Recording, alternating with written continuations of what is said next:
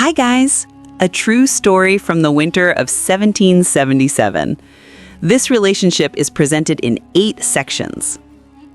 The snow began to fall before midnight. It drifted through the bare branches of the Pennsylvania woods, soft as ash, silent as prayer. By dawn, it had buried the road to Valley Forge beneath 2 feet of white. And still, the army waited. They were not an army in any real sense, not in the way Europe understood one. They were farmers, printers, sailors, blacksmiths, and boys barely 16, wrapped in threadbare coats, their feet bound in rags instead of boots. But they were all that stood between the dream of liberty and the empire of Britain. It was the winter of 1777. The darkest season of the American Revolution. 1. The Camp of Ghosts. Private Elias Finch had not eaten in 2 days. His musket was rusted, his stomach hollow, and his hope thinner than the ice on the Schuylkill River. He was 19, from a farm outside Concord, Massachusetts. His mother's Bible was folded into his coat pocket. Her last words had been, "Fight if you must, but never forget what you're fighting for." That morning, Elias woke to the sound of drums. Not the proud cadence of a parade, but a slow, weary beat to signal roll call. He stumbled from his tent, brushing frost from his beard. Around him, the encampment looked more like a graveyard than a military base. Men huddled by smoking fires, their breath white as ghosts. The smell of boiled leather hung in the air. Some were so hungry they'd soften their shoes in the pot for soup. At the center of it all stood General Washington, tall and solemn on his horse, his blue coat heavy with snow. He looked not like a legend, but like a man carrying the full weight of the world. "Gentlemen," he said quietly, "we are not frozen by the winter. We are tempered by it." But even the fire of patriotism flickered low in such cold. Rumors spread that Congress had abandoned them, that the French would never come, that the revolution was already lost. Elias did not speak of it, but he thought it often. 2. The lantern in the cabin. On Christmas Eve, Elias was sent with 3 others to fetch wood from a farm a mile north. The snow was deeper now, the moon hidden. They moved through the trees like shadows. Halfway there, they saw a light, a warm, flickering glow from a small cabin by the road. "Careful," whispered Sergeant Green, "could be loyalists." They crept closer, muskets raised. Through the frosted window, Elias saw an old woman sitting by the hearth. Her hair was white, her back bent. A single lantern burned beside her. And there, on the table, lay a loaf of bread. The sight was almost unbearable. Elias knocked. The door opened slowly. "Who's there?" she asked. "Continental Army, ma'am. We mean no harm," Elias said. She studied him, his hollow cheeks, his trembling hands, and then nodded. "Come in before you freeze to death." Inside, the warmth stung his skin. The woman introduced herself as Martha Bell, a widow since the last war, the French and Indian one. Her husband had died under General Braddock years before Washington had become famous. "I know what you boys are fighting for," she said, slicing the bread, "but you can't fight on an empty belly." Elias tried to protest. She silenced him with a look that reminded him of his mother.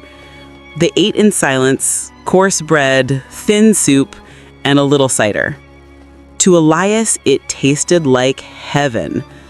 When they stood to leave, she took down her lantern and pressed it into his hands. "Take this," she said. "It's an old light, but it burns clean. Don't let the dark fool you. Dawn always comes, even in war." He hesitated. "We can't take your only lamp." She smiled. "I've lived long enough to find my way in the dark." He never forgot that. 3. Valley Forge at dawn. Days turned to weeks. Men froze, some died, but the army held. The lantern hung in Elias's tent, its flames steady through the wind. He became known among the men as the Light Keeper. Whenever despair spread, they came to his fire, not for warmth, but for the reminder that something somewhere still burned for them. One night in early February, word spread that Washington was to meet with a foreign officer newly arrived, Baron Friedrich von Steuben, a Prussian veteran who had come to train the Americans in European discipline. When he first saw him, he expected another arrogant noble. Instead, the Baron was gruff, humorous, and utterly committed. "You fight like lions," the Baron barked in his thick accent, "but lions must learn to march." He drilled them through the snow, teaching them formation, firing in ranks, and the strange miracle of unity. Slowly, the ragged army began to move as one. Washington watched from horseback, pride flickering behind his weary eyes. "These men," he said to his aide, "are not soldiers of fortune. They are soldiers of conviction. That is the strength no king can buy." 4. The raid on Paoli. By March, the ice began to melt, and with it came the first whispers of opportunity. A British supply convoy was rumored to be moving from Philadelphia towards the coast. Washington ordered a small detachment to intercept, a test of their new training. Elias volunteered. They marched through the night under a waning moon. The roads were mud, the air damp with thaw.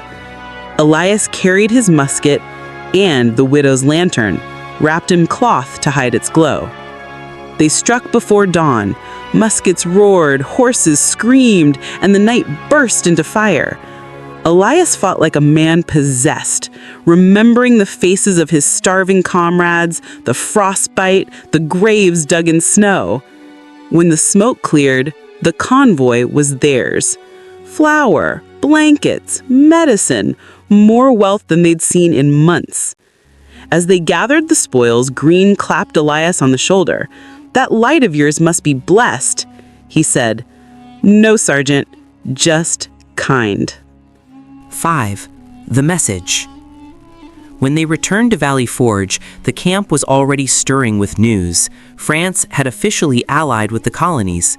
The revolution was no longer a desperate rebellion, it was a global war. Washington assembled his men on the field. His voice carried over the valley like a bell. "You have endured hunger, sickness, and despair," he said. "Yet here you stand, not as rebels, but as the birthright of a nation. The world will remember what was done here." Elias stood among them, the lantern at his feet. He thought of the widow, of the light she had given him when all others had gone dark. He thought of his mother's Bible and of how faith sometimes came not from heaven, but from the hands of ordinary people. That night, as the camp celebrated, Elias walked to the edge of the frozen river. He set the lantern down on the ice, its flames steady against the wind. And for the first time in months, he saw the reflection of stars, thousands of them, scattered across the thawing surface.